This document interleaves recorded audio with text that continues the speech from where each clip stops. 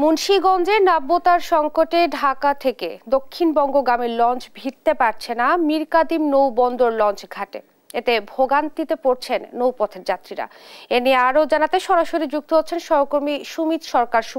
সুমন, যাত্রীদের দুর্ভোগ লাঘবে কর্তৃপক্ষের পক্ষ থেকে কি কোনো বিকল্প ব্যবস্থা নেওয়া হয়েছে কিনা জানাবেন।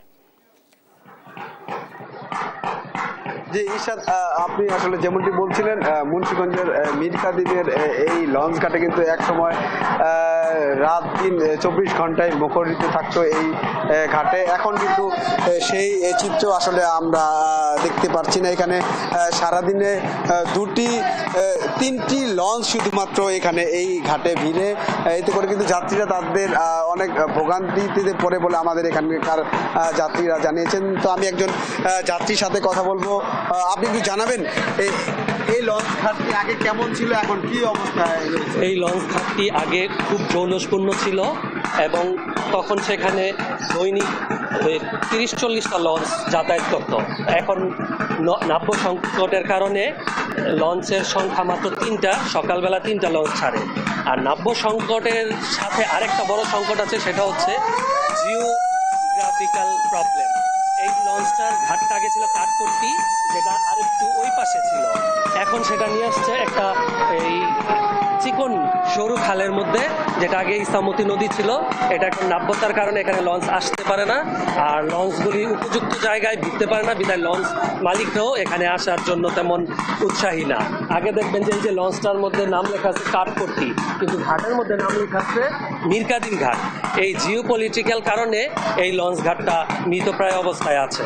এটা যদি আবার পূর্বের অবস্থানে চলে যায়, সেখানে হয়তো লঞ্চের সংখ্যা বাড়তে পারে বলে আমার মতামত। আসলে আপনি যেমনটি শুনছিলেন, এখানে কিন্তু যাত্রীরা জানাচ্ছেন যে তারা এক সময় এই ঘাটে কিন্তু অর্ধশত লঞ্চ কিন্তু ভিড়ত ঢাকা থেকে দক্ষিণবঙ্গগামী বরিশাল, খুলনা, পটুয়াখালী, চাঁদপুর, ভোলাসহ বিভিন্ন জেলার মানুষ কিন্তু এই নৌপথ দিয়ে কিন্তু আসলে যাতায়াত করত। এবং এই লঞ্চ ঘাটিতে কিন্তু দিন এবং রাতে 24 ঘন্টায় কিন্তু মুখরিত থাকতো। এখানে কিন্তু অনেক লোকজনের সমাগম থাকতো। এখন শুধুমাত্র 3টি লঞ্চ কিন্তু এই ঘাটে ভিড়ে, এবং যাত্রীরা আমাদের যেটি অভিযোগ করছেন, তারা বলছেন যে লঞ্চের কারণে কিন্তু তাদের মুক্তারপুর হয়ে প্রায় 3 থেকে 4 ঘন্টায় কিন্তু তারা বাসে করে রাজধানীতে যেতে হয়। এই লঞ্চে কিন্তু তারা 1 ঘন্টায় কিন্তু রাজধানীতে পৌঁছাতে পারতেন বলে আমাদের এখানকার যাত্রীরা জানিয়েছেন। তো এদিকে কিন্তু বিআইডব্লিউটিএ নাব্যতা সংকটের কারণে কিন্তু তারা দীর্ঘ 5 বছর যাবৎ কিন্তু এই ঘাটের কাছে কিন্তু তারা ড্রেজিং করছে।